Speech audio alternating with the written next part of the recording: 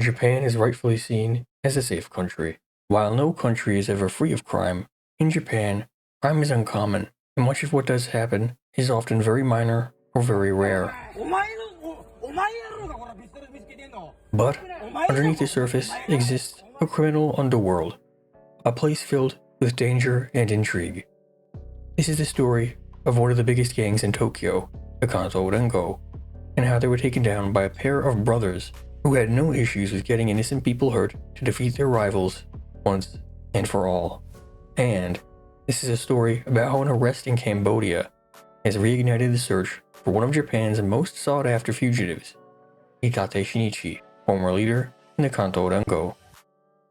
In the aftermath of the first Yamaguchi-gumi civil war, in the wake of the death of Taoko Kazuo, the first anti-Yakuza laws were implemented in Japan in 1992, which aimed to take out the Yakuza's ability to operate publicly, and gradually, these laws have gotten more and more strict. It's gotten so restrictive that Yakuza aren't able to have car loans or bank accounts. From a high point of around 90,000 in the early 90s, the number of active Yakuza members slid to about 20,000 in 2023, and the numbers are still dropping fast, with a reported average age of around 54.2 years old, and only 5.4% of all Yakuza being in their 20s. So, where are the criminal youth going? The younger would-be criminals have had to forge their own unique paths. While there were ephemeral movements of youth criminals, such as the color gang movement that sought to emulate LA's gang scene, or the fashion-forward Chima, who were more interested in girls and fighting than money. But these movements all died out in the 1990s. The most enduring are those known as Hangure, small groups of professional criminal associates, who typically come from a Bosozoku bike gang or Chima background, typically associating with the Yakuza rather than fully joining, so as to reap the rewards of being Yakuza, but without the stiff penalties for enrollment in the Yakuza group. So, the Hangure phenomenon began, sucking up the elements of various criminal groups and creating something new, something with less rules and more secrecy. And so that brings us to the most wanted man of Japan's most wanted, former Hangure gang leader Hitate Shinichi. Because of journalistic embargoes online, even to the point of certain websites referring to Hitate as just M rather than his actual name, since he has not been tried in a court of law yet, we don't know too much about Hitate's early life. In fact, many parts of the story are pieced together from a mix of known facts, stories from participants, and rumors that have circulated among the public for over a decade now. We know that Hitate grew up for some time in Shizuoka, at least up until middle school. He was one of the top students of his class, and some people say that he had an IQ of around 140. However, at some point in middle school, he moved to Tokyo's Suginami ward, and everything changed. At Konan Junior High, Hitate met a large number of delinquents, many of whom would become famous later on. Shibata Daisuke, Matsushima Cross, Rita Junshi, and the two Kimura Brothers, Kimura Taiichiro and Kimura Kojiro. For whatever reason, at Konan Junior High, Hitate became a delinquent, and soon he was going wild in the streets, joining the Bosozoku group, Black Emperor, and quickly rocketing up the totem pole to the president of the local Eifuku branch of the gang, gaining the name Zangyaku Oji, or Savage Prince, for his love of long beating sessions dished out to people who displeased him.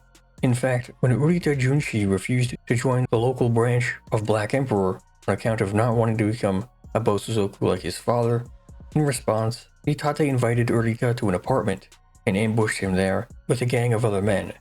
There, they beat Urita into submission. According to Urita, this went on for hours, and he nearly lost consciousness during the beating. Shortly thereafter, Urita joined the Yakuza and was uninvolved in the Kanto Rengo, but his recollections form a large part of the narrative around the Kanto Rengo and the boys, now men, involved in the gang. The only other person who is reported to have rejected Hitate's offer of membership in Black Emperor was Kimura Taiichiro, and Hitate was never able to beat Kimura in a fight or ambush him, so the two would grow to hate each other. As the head of the Eifuku branch of Black Emperor, Hitate took Matsushima Cross, then Matsushima Shigeru, as his second in command, Matsushima was, and still is, a very intelligent person, and he had a good handle on business. Another boy that he would meet was the president of the nearby Shido Sendai Black Emperor, Ishimoto Taichi. Ishimoto was the son of a Yakuza member, and he was known for his good looks early on. Matsushima Cross was somewhat close to Shibata Daisuke, but at the age of 14 in 1993, Shibata Daisuke was sent to a juvenile penitentiary because of an incident. These were the three men who would come to form the upper rungs of Kanto Rengo. Mitate was the strategist, Matsushima was the money man, and Ishimoto was the soldier.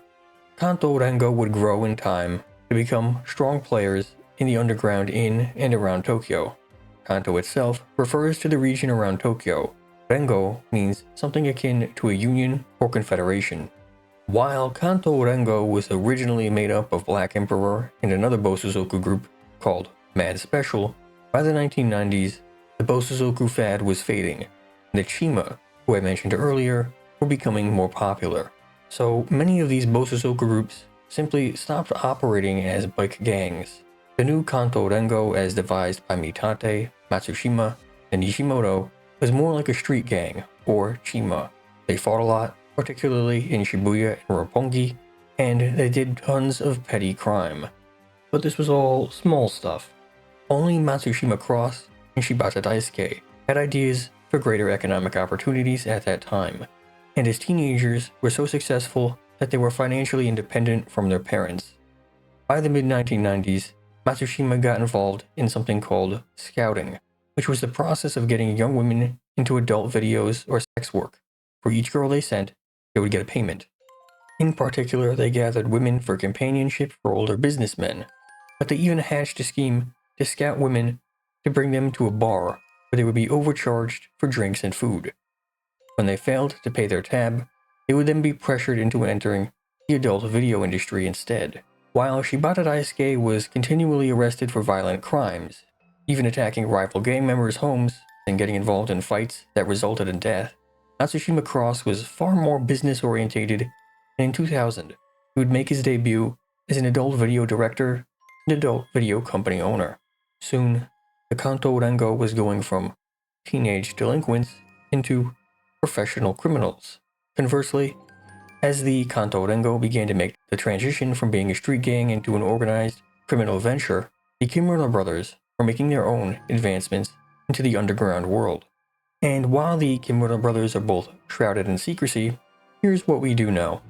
The older brother, Kimura Taichiro, was strong and good in a fight, but not much of a bully. So he had several people around him who gravitated to him.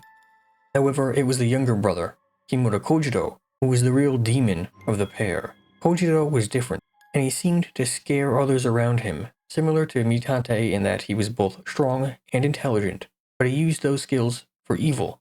While in his teens, Kimura Kojiro joined a group called Shinjuku Jacks.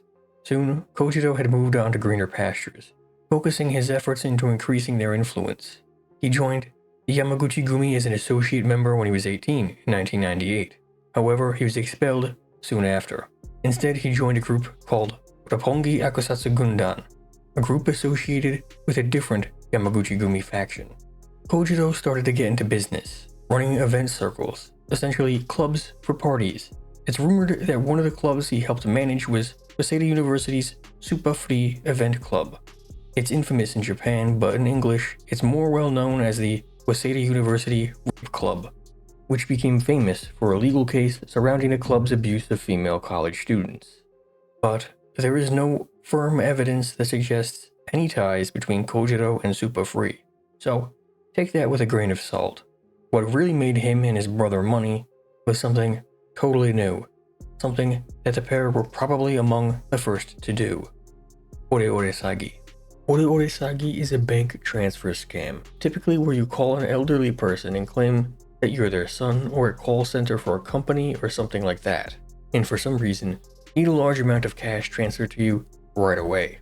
With a low level of street smarts on the average and an aging population, it meant that this scam could net the scammers major bucks from Japan's grandmas and grandpas. By the late 90s, they were drawing in major dollars from all over Japan from their scheming. The Kanto Rengo would add Oreore Sagi to their repertoire as well, not long after. Soon, both groups would be heavily invested in scamming and were in effect competitors of one another. It was a battle that would divide the Tokyo underground. On the side of the Kanto Rengo, the OG members of Medusa, Mad Special, Kimento, and the Eifuku branch of the Black Emperor, and also elements of Shinjuku Jacks that Kojiro had joined. One of its lead members, Kaimura Takehiro, had ties to both sides of the conflict, but swayed in Kanto Rengo's favor. The other side was the Kimura Brothers, taking parts of the people who had sided with the Kimura Brothers over time, elements of the Shinjuku Jacks, Roppongi Yakusatsu Gundan, and a former Bosozoku club called Uchikoshi Spectre. It was a very lopsided conflict, but the tension between the two had yet to boil over into an outright war between the two factions. 2000 would be the year of transition for the Kanto Rengo. Matsushima Cross made his debut as a director of adult videos, and the group stopped squabbling in the streets as much. They were behind the scenes more, getting involved in more ventures and making more money.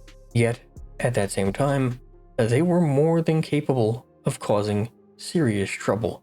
While Ishimoto Taichi and several of his friends were out driving, they saw a boy doing some dance practice in the parking lot of a bowling alley. For whatever reason, they thought that he was from a rival group to theirs. So they grabbed the kid, just an 18-year-old restaurant worker, and forced him into their car. What happened to the boy can only be described as torture. And he didn't survive. It wasn't something that can be freely described on YouTube. I'll just keep it at that. Despite being almost 20 years old, Ishimoto was able to take advantage of the extreme leniency offered to youthful offenders in Japan, and it doesn't seem like he spent much time behind bars, despite the fact that he was a brutal killer. Also in the year 2000, the Roppongi Hills community began construction. Roppongi Hills would become the most chic, wealthy residential community of Tokyo in the early 2000s, with many IT bigwigs, big money stock traders, and corporate raiders living there. Among them was Torie Takafumi, former Live Door founder with a 2006 net worth of $280 million. Murakami Yoshiaki, former Murakami Fund founder, with a 2025 net worth of an estimated $100 million. Mikitani Hiroshi, the founder of Rakuten, with a net worth of $3.9 billion. A lot of wealthy businessmen, famous celebrities, and soon even the gritty Kanto Rengo were going to be coalescing around that area of Roppongi. Now, I do have to explain the geography here just a little bit. This is the Roppongi area, and this is the Roppongi Hills community, complete with the Mori Tower. Right next to it is the Nishi-Azabu neighborhood. Most of the following parts of the video take place along this main road here.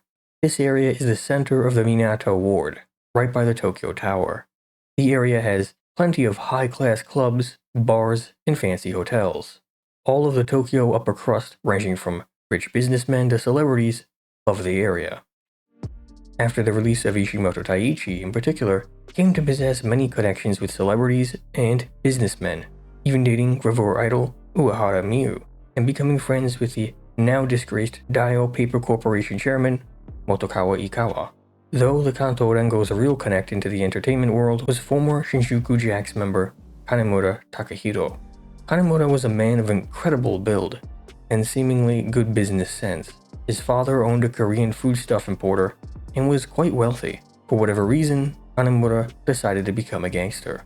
Kanemura himself had connections underground to the current head clan of the Yamaguchi-gumi, the Kodo Kai, who he associated with and supposedly dealt narcotics for, many of these clients probably being Japanese celebrities that he also rubbed shoulders with. I mean, it's just convenient at that point. Kanemura did some work as a model as well, and had close connections to Yamazaki Aoi and also actress Hirosue Ryoko. But this is just scratching the surface of who these guys were connected to.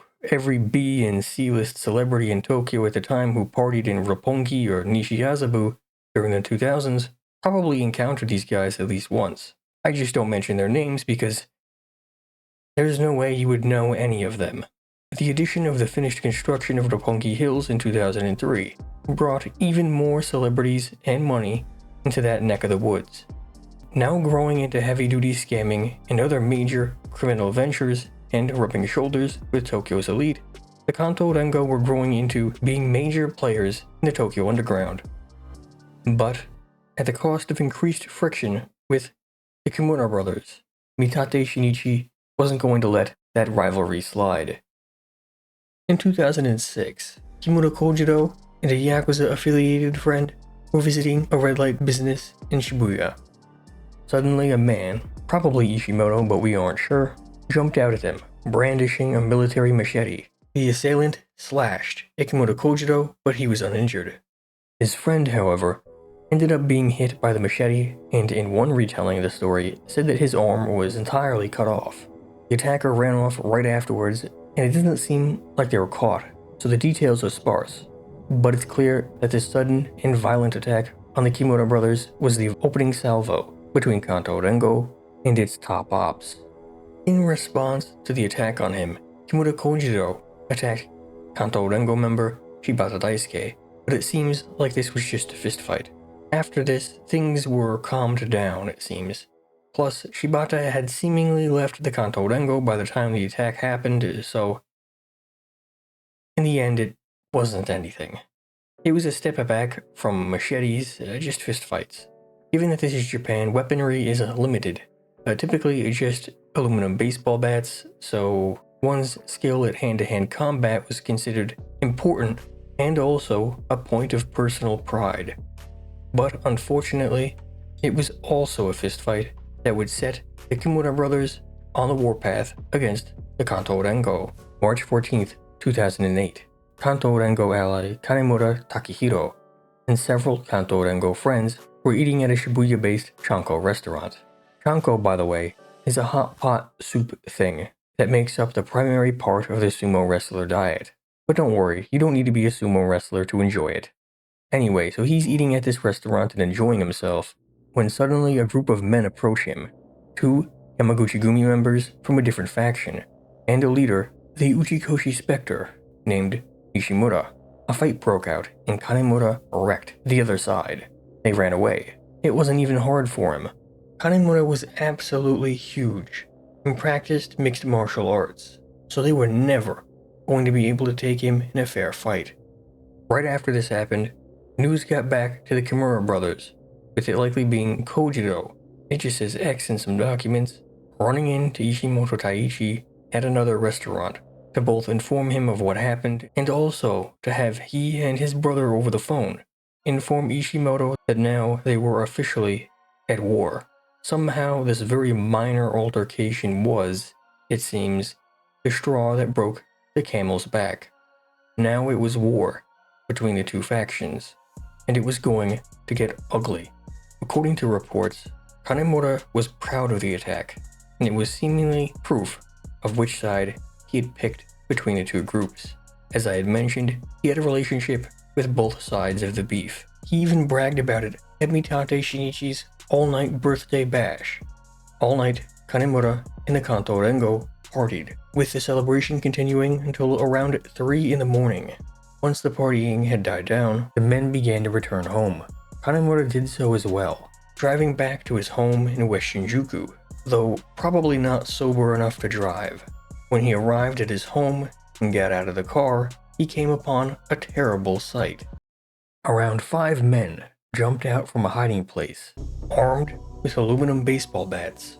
The blows to his body were swift and painful, but Kanemura was able to take off from the men, while sprinting some 300 meters down the road to escape them. He screamed for forgiveness and for help, but his assailants shouted back, "Kill him, kill him," as though they had to amp themselves up for their attack. Some people did hear the shouting and they called the cops, but when they arrived, the attackers were gone and Kanemura was out cold. He would pass away from his wounds a few days later. Now, you might be surprised to hear this, but despite the shocking nature of the crime, the Nishi Shinjuku incident, as it's called in Japanese, is still unsolved to this very day. No pieces of evidence conclusively proved anything. And believe it or not, there are multiple theories on the culprit. What you're thinking is, of course, that the Kimura brothers and their friends did Kanemura in.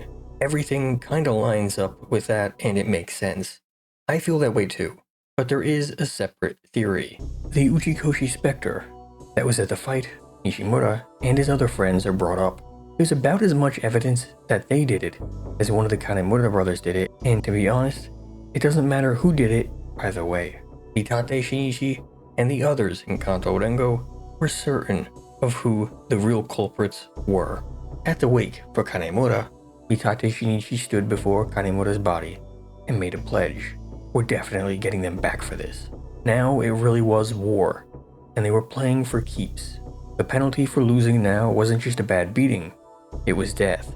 But they needed to find a good time to attack. They needed to catch one of the Kimura brothers, and it wasn't going to be a disorganized attack on him with a machete.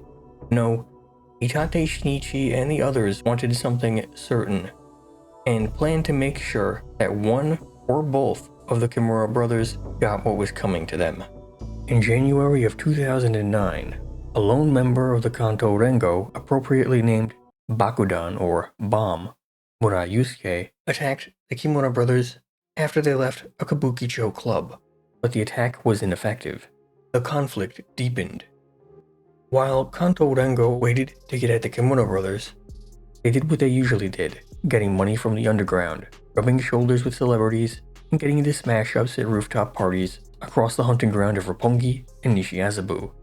Hitate Shinichi, always the quiet partner, didn't need to engage in these sorts of events. King Von of the East, Ishimoto Taichi, and his bodyguard, Ito Leon, a half-Panamanian, half-Japanese gangster, always seemed down to fight.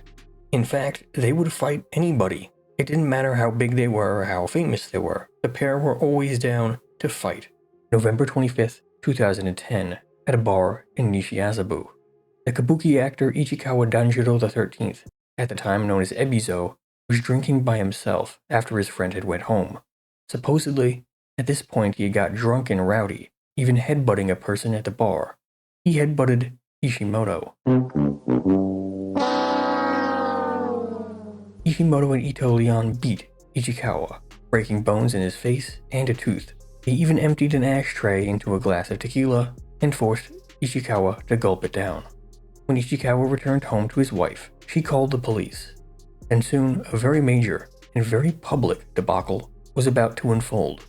The living national treasure with a kabuki acting lineage dating back to the shogunate was beaten by a couple of idiots with long rap sheets. It's hard to say anything other than that the press were set up to be as biased as possible against the two gangsters. Except it turned out a little bit different than how you might expect.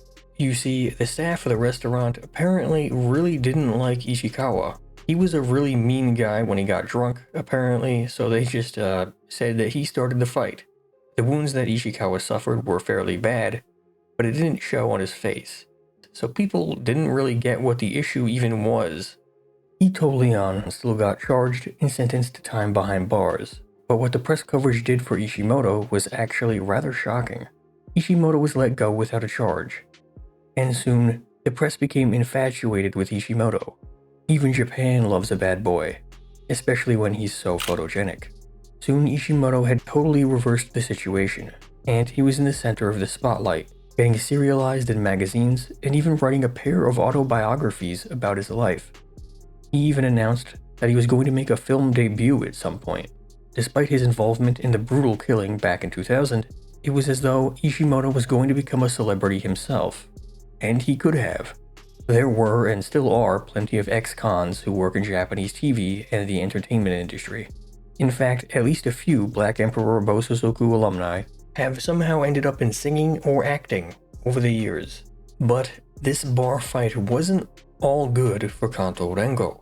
This was the first time since 2000 that the words Kanto Rengo had been printed in a Japanese newspaper. The police were starting to understand what they were dealing with. They were aware that the Kanto Rengo was a thing, but they didn't know how active, if at all, they actually were. They stopped being Bosozoku, so there was almost no reason for the police to expect them to still be active like they were in the streets. The word I described them with at the start of the video, Hangure, wasn't even popularized as a word when this event took place. This actually wasn't the first headline-grabbing incident they were involved in that year either. Somehow this didn't get the same level of attention, but a Kanto Rengo member named Kawanatsu Yoshi was involved in a drunken brawl with the sumo wrestler Asashoryu Akinori when the 6-foot-tall Mongolian sumo wrestler attempted to harass a woman at his bar. That particular incident was also what caused Asashoryu Akinori to leave sumo. Kawanatsu Yoshi is a fairly interesting figure, mind you.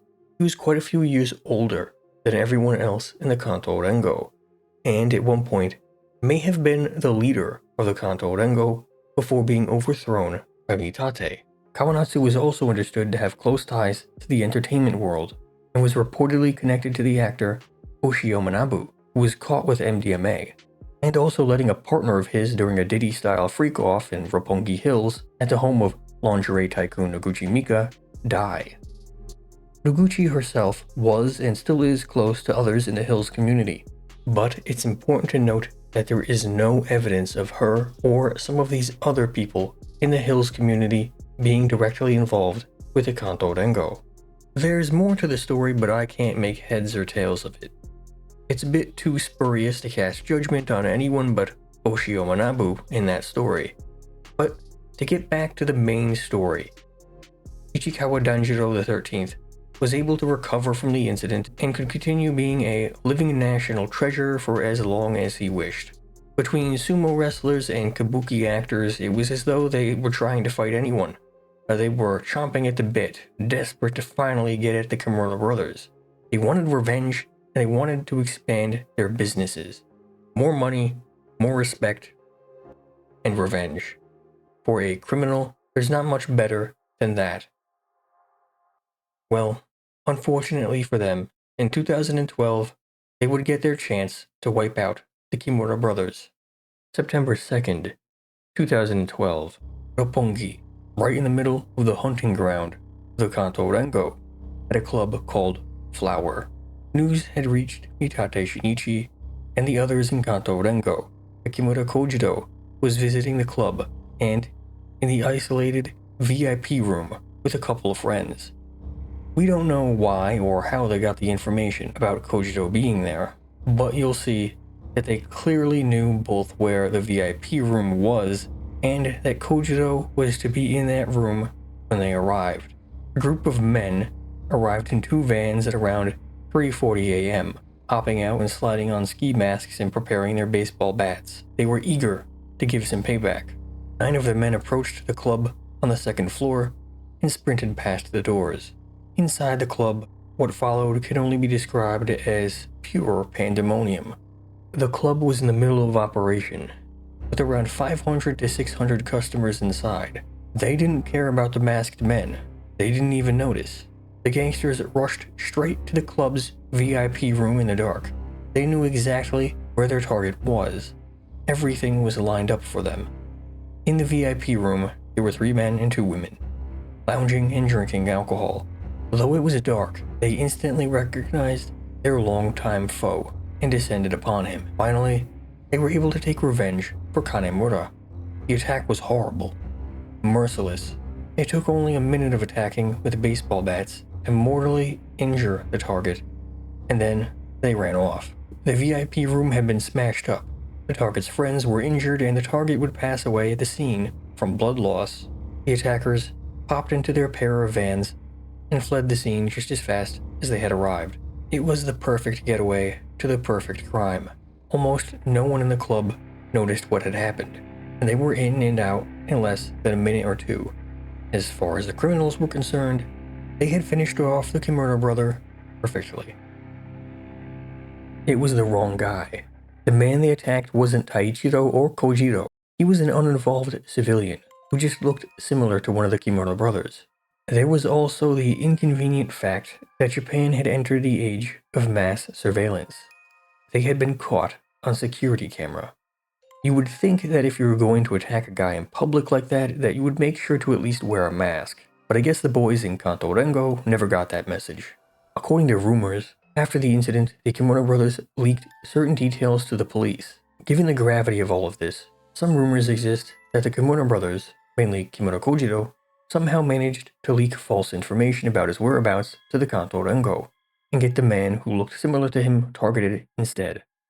Some other information makes it seem like it might have been some sort of inside mole at the club, misidentifying Kojiro as the victim. It's almost impossible to know what caused the attack or if either did. In fact, it's something that could still be brought up and debated in court. Just remember, a lot of the backstory to the incident was all alleged. We do know, however, that it didn't take much effort for the police to identify the attackers, but in typical Japanese fashion, it took a few months for them to sort everything out before they made mass arrests. 18 figures, all figures connected to the Kanto Rengo, were all arrested in quick succession. Ishimoto Taichi was initially arrested on charges relating to it and then subsequently rearrested multiple times on various scams and frauds that he had been running.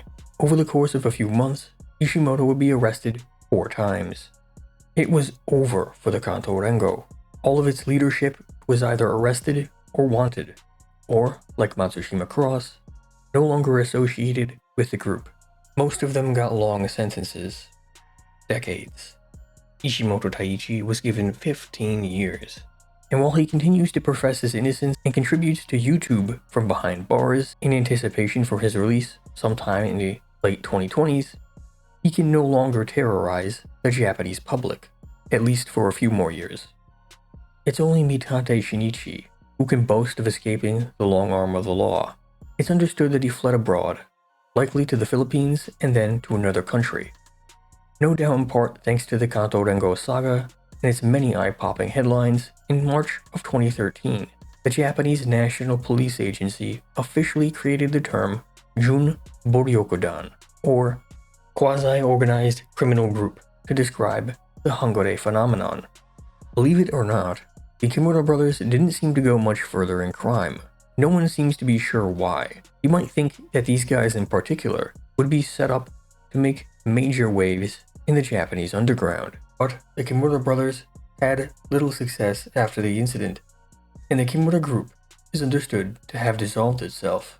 Some even state that they have fully left the criminal life behind, but Kojiro has been arrested several times over for very petty, small crimes, and it seems like both of the brothers are heavily watched by the police. The irony then is that the only one from those days still active in the streets is Matsushima Cross, who became a full-fledged Yakuza, and also Mitate Shinichi. Mitate escaped to the Philippines, and then things went dark. He was gone, a ghost. A poster on the wall of the police station. Where he went was a total mystery, at least until a childhood friend of his was identified and arrested for fraud. He had been posing as a restaurateur, and it seems like he had close connections to the other scamming groups in Cambodia. It appears that Mitate Shinichi, Japan's most wanted among the most wanted, may be discovered in the coming months, weeks, or perhaps days. Wherever he is though, it's likely that he won't be able to hide out for much longer. If you do see him, let the Japanese authorities know. You might just make a bucket load of cash. Which, hey, that ain't bad. As always, the Charlie Dogwood channel provides stories on crime, corruption, chaos, conspiracies, and of course, cool stories. If that sounds good to you, please consider subscribing, liking, commenting, and sharing the video. Also, feel free to check out my Twitch, YouTube gaming channel, Stream VOD channel, and Discord server. All links are in the description. Without further ado, check out this video. It's pretty good. Good stories only. Thank you.